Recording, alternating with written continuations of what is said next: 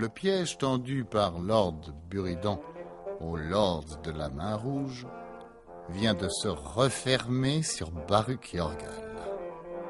Mais quel étrange supplice a-t-on imaginé? Et le cauchemar de Baruch prendra-t-il fin un jour? Mais est-ce un cauchemar? Cet étrange mariage où son double menait à l'autel la femme qu'il devait épouser, William Dorgan ressuscité, ou bien le fantôme de William Dorgan tenant le bras de la mariée? Un cauchemar? La réalité? Et pourtant, Baruch a bien été enlevé. Il se passe sûrement quelque chose. Mais quoi? Y aurait-il quelque chose de cassé dans la mécanique si précise de Cornelius? Écoutez.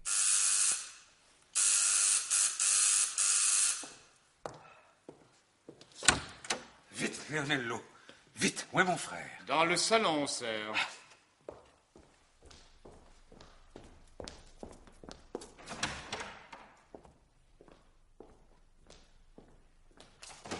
Cornelius! Ah, enfin, je te trouve. Eh bien, Fritz, qu'est-ce qui se passe? Qu'y a-t-il? Assieds-toi là. Tu as l'air tout bouleversé. Ah, il y a de quoi. Tout est perdu, Cornelius. Baruch est pris, et Doña Carmen est mariée. Qu'est-ce que tu racontes? Tu es devenu fou ou quoi? Malheureusement, je ne suis pas fou. Baruch n'a pas reparu à son hôtel depuis notre dernière entrevue. Personne ne sait ce qu'il est devenu. C'est bien ce que je disais, tu déraisonnes. Enfin, réfléchis. Si Baruch a disparu, comment Doña Carmen aurait-il pu se marier? Mais je te dis qu'elle s'est mariée. Elle a épousé Joe Dorgan, il y a 4 jours. Joe Dorgan? Oui, le vrai Joe Dorgan, et pas Baruch. Oh. Et ce n'est pas tout. William Dorgan, en personne, assistait au mariage. William Dorgan, oui. Mais enfin, tu divagues, Fritz. William Dorgan est mort et enterré, c'est nous-mêmes qui avons reconnu son cadavre après l'accident du pont de l'Estacade. Ce n'était pas William Dorgan. Hein? Non, l'homme qu'on a enterré à sa place était un certain Murray. William Dorgan, lui, a été ramassé par des amis qui l'ont soigné jusqu'à ce jour dans une maison de santé. Nom de Dieu. Nom de Dieu. Buridan et sa bande nous ont roulés comme des enfants. Mais continue. Explique-moi cette histoire de mariage. Oh, c'est simple. Carmen Hernandez était du complot. Oui, je viens d'apprendre, mais trop tard, qu'elle avait eu plusieurs entretiens avec Lord Buridan et André de Maubreuil. Oui, elles avaient toutes les deux arrangé la mort de leur père que Baruch avait assassiné. Et elles se sont entendues à merveille. Et c'est ainsi qu'ils ont organisé cette comédie dont nous sommes aujourd'hui les victimes. Ah, je comprends maintenant pourquoi l'Espagnole se montrait si fière et si cérémonieuse avec Baruch. Et pourquoi elle le recevait si rarement. Oui, en fait, elle voyait bien plus souvent le véritable Joe. Oui, c'est Bondona, paraît-il, qui l'a guéri. Ah, et Baruch? Mais je viens de te le dire, il a disparu. Est-ce que tu te rends compte que nous allons avoir affaire maintenant à William Dorgan et au vrai Joe Dorgan? Oui, et sans doute aussi à la police des États-Unis. Tout ça, c'est bien de ta faute. Si tu avais tout de suite supprimé Joe Dorgan, comme je te l'avais demandé, nous n'en serions pas là aujourd'hui. Ça suffit, hein? Calme-toi, Fritz. C'est pas le moment de nous disputer. Et tes reproches n'ont aucun sens. Qui ne comprendront pas que nous sommes en position de force. Nos contrats avec le trust de William Dorgan sont parfaitement en règle. Mais enfin, on va t'accuser d'avoir opéré la substitution de Baruch et de Joe Dorgan. Encore faudrait-il prouver que c'est moi. Les procédés que j'ai employés sont connus, je les ai publiés dans des revues scientifiques. Et n'importe quel médecin peut les avoir utilisés. Vraiment, j'admire ton calme et ta confiance, Cornelius. Et que proposes-tu de faire? La première chose à faire est de retrouver Baruch. C'est lui la seule et unique preuve que l'on puisse utiliser contre nous. Hein? Occupe-t'en. Très bien.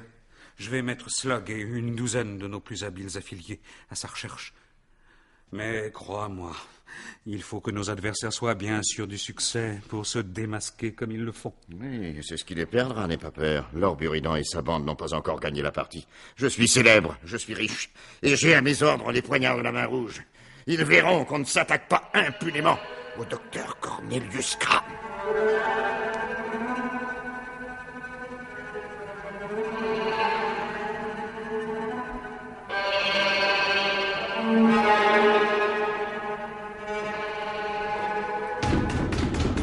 Ouvrez-moi! Ouvrez-moi! Vous n'avez pas le droit de me retenir prisonnier! Ouvrez-moi! Ouvrez-moi! Mais répondez, mon Dieu! Répondez, montrez-vous au moins!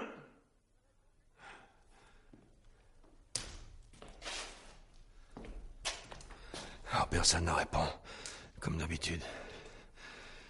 Si seulement je pouvais savoir. Oui, qui sont mes ravisseurs? 3 jours déjà que je suis ici, je vais devenir fou, moi. Et que me veulent-ils? S'ils veulent une rançon, qu'ils le disent. Ah. Quelqu'un. C'est vrai.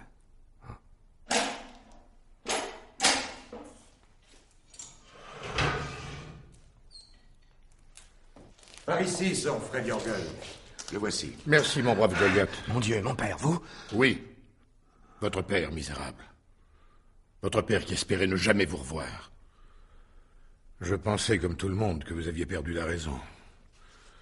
Je pouvais mettre les assassinats de Yorgel City et le meurtre de Monsieur de Maubreuil sur le compte d'une démence sanglante.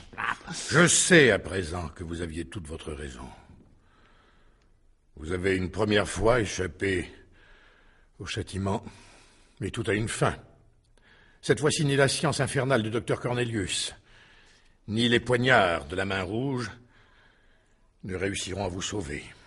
Shut up, je vais vous... Faites-moi tranquille, sinon...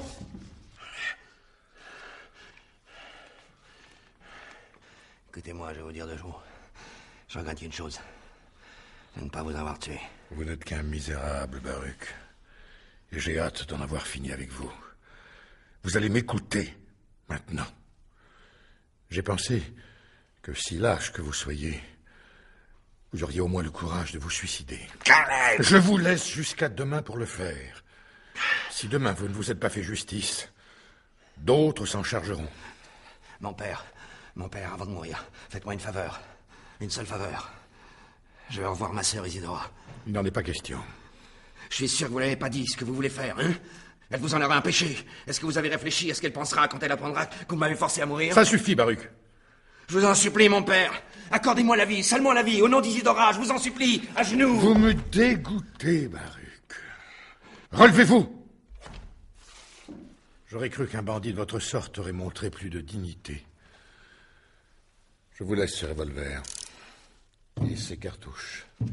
Vous avez jusqu'à demain matin pour mourir.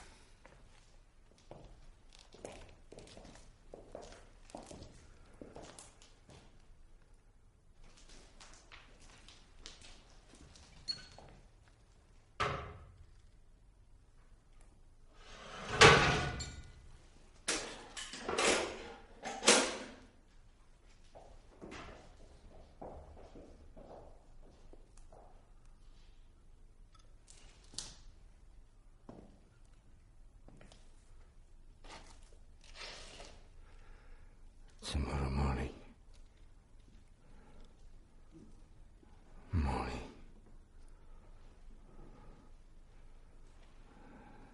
Ce revolver.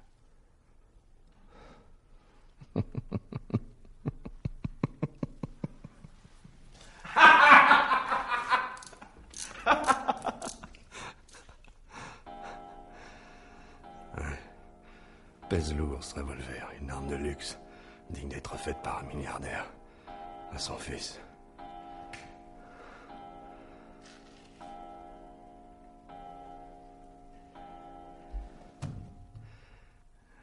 « 11 heures.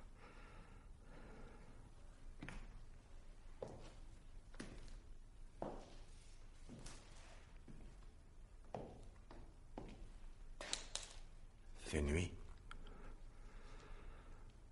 Demain, le soleil ne se lèvera pas pour moi.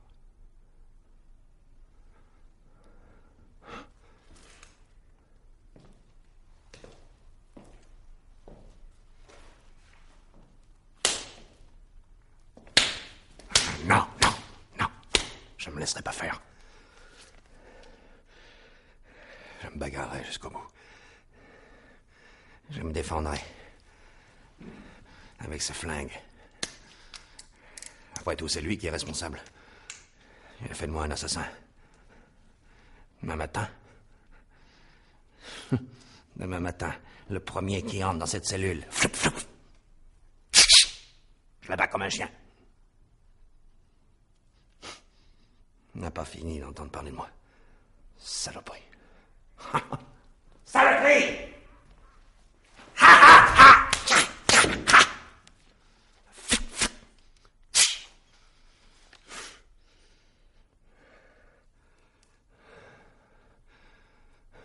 Ouais, mais après, toujours la même chose.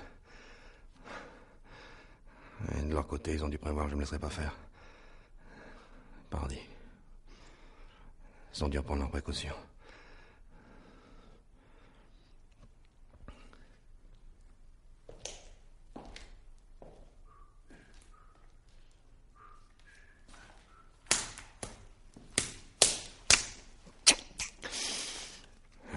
Ils s'apercevront peut-être que je suis pas mort, alors.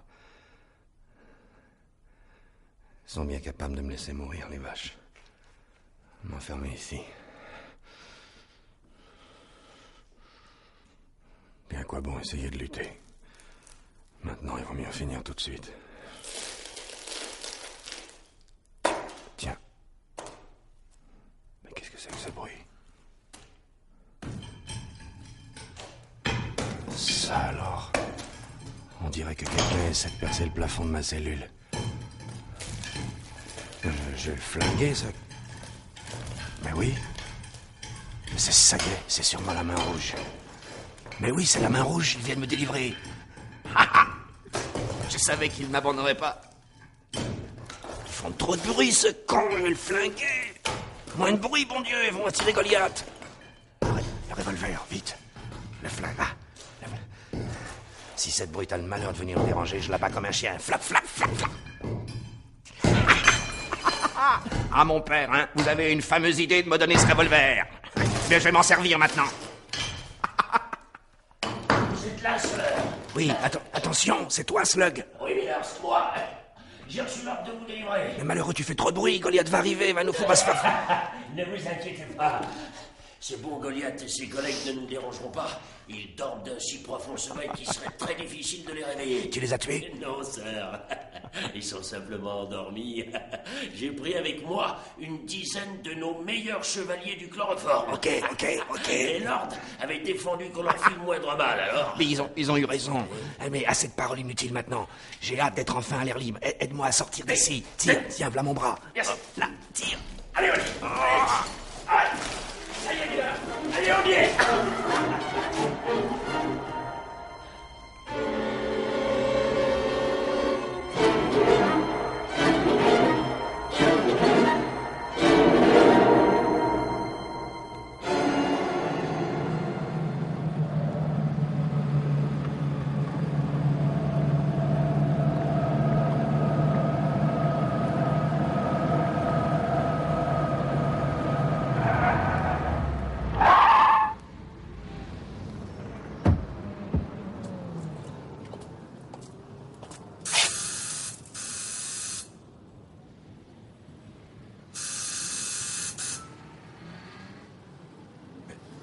Pourquoi Lionello ne répondit pas?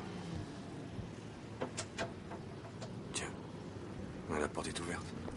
Ça alors.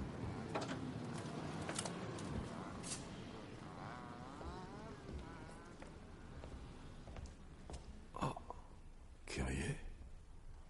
On dirait que tout a été déménagé. Ils sont sans doute dans le laboratoire souterrain.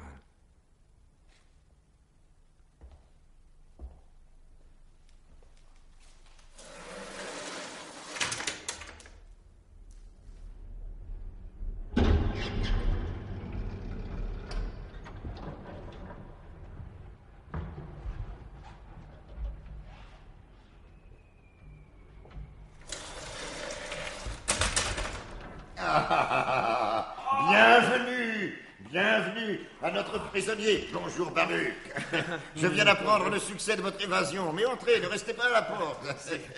Lionello, le champagne qui est au frais, et 3 coupes. Des retrouvailles, ça s'arrose. À votre liberté reconquise, Baruch. Ah, merci mes amis, merci, merci, vraiment. C'est curieux, je ne reconnais plus le laboratoire. Vous avez changé quelque chose? Oui, oui, nous avons dû détruire un certain nombre d'appareils et de pièces anatomiques compromettantes. Mais pourquoi cela? Mais pourquoi? Parce que la police peut venir perquisitionner d'un moment à l'autre. Comment ça, la police? Pourquoi la police? Eh, il s'est passé bien des choses pendant les 4 jours où vous avez disparu, Baruch. D'abord, nous avons appris que William Dorgan n'était pas mort. Ensuite, le vrai Joe Dorgan a réapparu. Non seulement il est complètement guéri, mais il vient d'épouser votre fiancée, Carmen Hernandez. Carmen mariée à Joe Dorgan? Oui. Mais alors, ce que j'ai vu de mon cachot, ce n'était pas une hallucination? Eh non, mon cher Baruch, c'était bien la réalité. Ils vous avaient enfermé dans un cachot situé sous les combles de la chapelle où avait lieu le mariage. C'était leur vengeance. Mais alors, tout est découvert.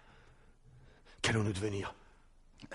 En ce qui vous concerne, Baruch, il n'y a qu'une seule solution. Il faut que vous disparaissiez le plus vite possible. Nous avons tout préparé. Mais je n'aurais jamais cru une catastrophe aussi complète, aussi définitive. Voyons, Baruch, rien n'est jamais définitif. Nos adversaires ne sont pas immortels. Et la main rouge est toujours vivante. Tant que les trains pourront dérailler, tant que les paquebots pourront sombrer, tant que les maisons pourront sauter, il y aura toujours de l'espoir pour nous. J'ai gagné autrefois des parties plus difficiles. Eh bien, vous voyez, vous me redonnez du courage maintenant. Je vous obéirai de point en point. Alors, dites-moi, qu'est-ce que je dois faire? Vous allez partir immédiatement. Leonello va vous conduire au port. Dans 1 heure, vous serez dans un paquebot à destination des Antilles. Voici déjà 100 000 $ en attendant. Notre agent à la Havane vous en donnera d'autres à l'arrivée. Parfait. Ah, Leonello. Oui, sir. Conduis immédiatement Monsieur Baruch au port, quai 35.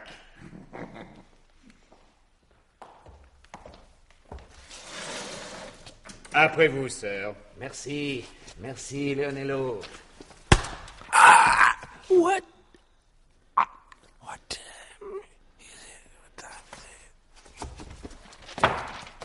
Bravo, Leonello. Tu l'as poignardé juste dans le bulbe. Toujours aussi précis à ce que je vois. Bon, maintenant il faut faire vite. Porte ce cadavre dans le four électrique et lance le courant le plus puissant que nos accumulateurs pourront fournir. Il faut que dans une demi-heure, il n'en reste que des cendres. Bien, sir.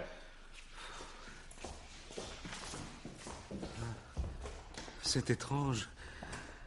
Baruch meurt presque dans les mêmes conditions que le chimiste français de Maubreuil qu'il a assassiné il y a quelques années. Croirais-tu à la Providence, mon cher Fritz? En tout cas, moi, j'y crois. Ce doit être la Providence qui nous a permis de nous débarrasser si facilement de Baruch, qui ne pouvait que nous compromettre et dont nous avons retiré toute l'utilité possible. Que Buridan et sa bande essaient de porter plainte contre nous, maintenant ils n'auront aucune preuve. Baruch était une vivante pièce à conviction et maintenant il n'en reste que de la fumée. Heureusement que nous avons eu la sagesse de toucher notre part du trust. Oui, tout compte fait, nous sommes largement gagnants. Et n'oublie pas qu'il nous reste encore un grand nombre des diamants de Maubreuil. Finalement, Baruch n'aura pas été une si mauvaise affaire. Encore un peu de champagne, Fritz. Oui. Mais que fait donc cet animal de Leonello? Nous devrions déjà sentir la chaleur du four. Est-ce que par hasard, il y aurait une panne de courant? Je vais voir. Vite. Quelques gouttes de poison dans la coupe de Cornelius. Maintenant, il s'agit de ne pas se tromper de coupe. Voilà. Bon. Allons voir ce qu'il fait.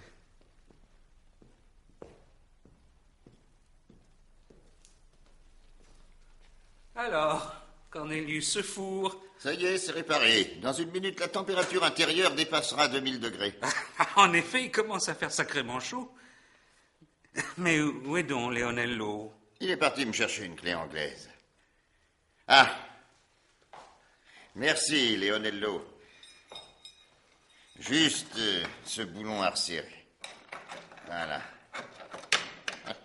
Regardez, les portes du four commencent à devenir incandescentes. Ah. Cette chaleur me dessèche complètement la gorge. Ah oui, moi aussi. Si nous allions finir cette bouteille de champagne, Cornelius... Bonne idée, bonne idée. Allons-y.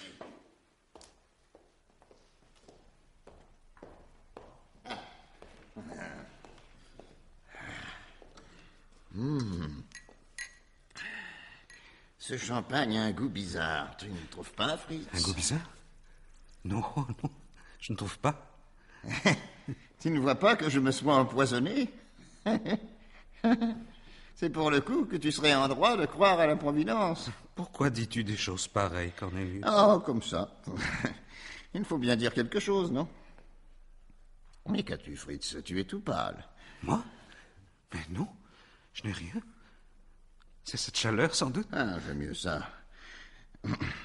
Je reviens donc à ma plaisanterie de tout à l'heure. Je disais donc, mon cher Fritz, que si je disparaissais, je te laisserais un héritage assez important. Oh, Cornelius, voyons, je t'en prie. Attends. Faisons une supposition. Un beau matin, mon cher Fritz se dit que son héritage se fait décidément bien attendre, que le docteur Cornelius est un parent compromettant, et que ce serait vraiment un merveilleux hasard si le dit Cornelius venait à mourir de mort subite. Non, mais voyons, Cornelius, quoi, tu sais bien que je n'ai jamais eu de pensée pareille. Ah, bien sûr que je le sais, je plaisante, Fritz. Mais laisse-moi continuer ma petite démonstration. La mort de son excellent frère Cornelius est donc devenue chez Fritz une obsession. Et comme le dit le proverbe, l'occasion fait le larron. Donc un beau jour que les deux frères sont tranquillement assis en train de boire du champagne. Ouais. Fritz profite de ce que Cornelius a le dos tourné pour jeter du poison dans son verre. Oh, arrête. Heureusement pour lui, Cornelius, sur qui veille la Providence, dont nous parlions justement tout à l'heure, a vu dans la glace de Venise le geste pourtant rapide de son frère Fritz. Que fait alors Cornelius? Il dit un mot à l'oreille de son fidèle Leonello, celui-ci va au fond du laboratoire sous prétexte de chercher une clé anglaise, et il intervertit les coupes de sorte que... Mais qu'y a-t-il, Fritz? Tu commences à m'inquiéter. Tu es livide. Ça ne va pas. Oh non, ça ne va pas. Je t'en prie, Cornelius. Ne me laisse pas mourir. Tu as le contrepoison. Cornelius, vite, donne. Tu as le contrepoison. Oui. Alors donne-le-moi. Je t'en supplie, Cornelius. Tu peux encore me sauver. Non.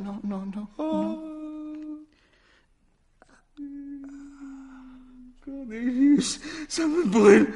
Cornelius, au secours. Je t'en supplie, Cornelius. Tu m'as trahi. Tu mourras.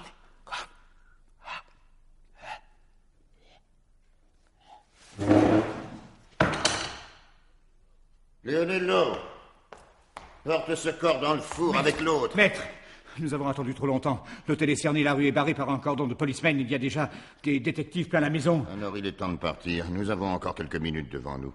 Ouvre la porte du passage secret pendant que je vérifie encore quelque chose.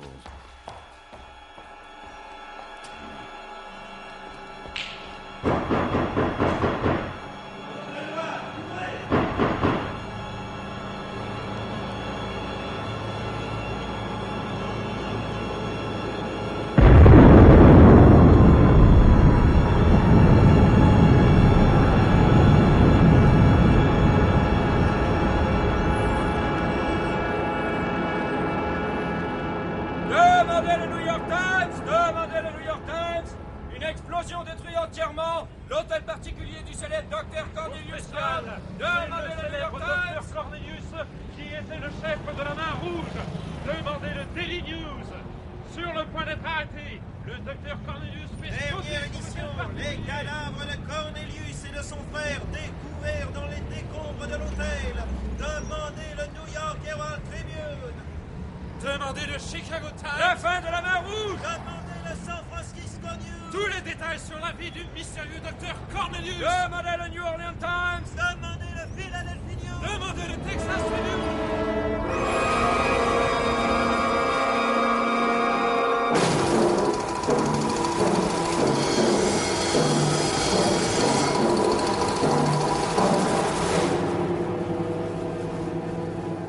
Ainsi périrent les lords de la Main Rouge.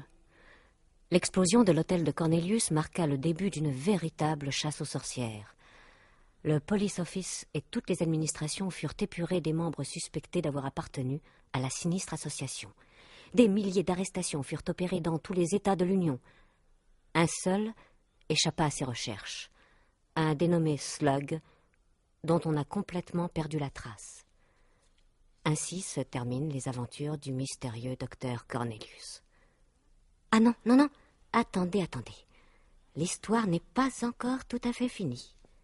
Écoutez, nous sommes revenus en France, en Bretagne, à Quérity-sur-Mer, où l'illustre professeur Bondona, qui vient de remporter le prix Nobel à la suite de la publication de son livre « La conscience des végétaux », a réuni dans son merveilleux jardin tous ses amis pour une véritable fête de famille.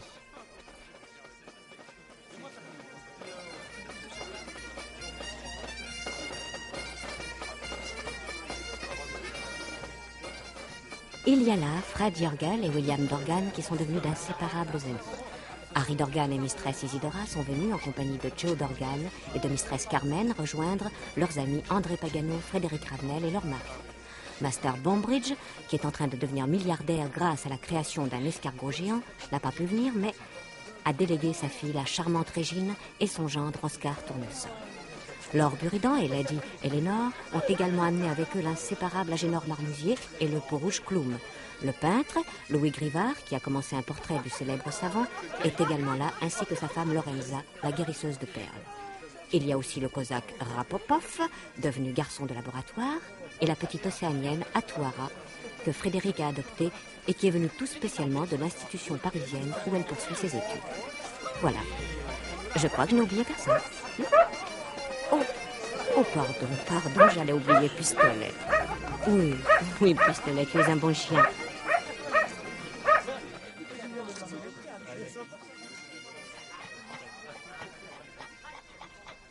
Oui, Pistolet, oui, couchez. Vous savez, mes amis, que je m'interroge encore sur cet étrange docteur Cornelius qui est mort en emportant ses secrets. C'était vraiment une personnalité scientifique extraordinaire. Et croyez-vous vraiment qu'il soit mort, monsieur Bondona? Mais voyons, mon cher Jorgel, vous savez bien qu'on a retrouvé son cadavre. Oui, certes, mais était-ce bien le sien, mon cher Dorgan? Vous savez que le sculpteur de chair humaine excellait dans l'art de truquer les pièces anatomiques. De plus, nous savons qu'il y avait dans l'île des Pendus un bandit qui lui ressemblait trait pour trait et qui n'a jamais été retrouvé. N'est-ce pas plutôt le cadavre de ce bandit que l'on a retiré des décombres de l'hôtel? Mais comment se serait-il échappé? La maison était entièrement cernée par la police au moment de l'explosion. Je n'ose rien affirmer. Mais on a découvert également, en déblayant le terrain pour y construire un gratte-ciel, que le laboratoire souterrain communiquait par une porte de fer avec les égouts de New York. Il a pu s'échapper par là. Ce qui confirmerait également cette hypothèse, c'est que les sommes énormes qu'il avait à sa disposition ont disparu avec lui. Oui. Et tenez, regardez ce journal. C'est un vieux numéro du Sydney Times. Il y a un article sur un certain docteur Zweigbaum qui s'est fait en quelques mois en Australie une réputation de chirurgien de génie. Regardez ces photographies, monsieur Bondona. Vous ne trouvez pas que, malgré ses favoris, il ressemble étrangement à Cornelius? Montrez-moi ça. Oui, c'est vrai. C'est curieux. Je me demande qui peut bien être ce mystérieux docteur Zweigbaum.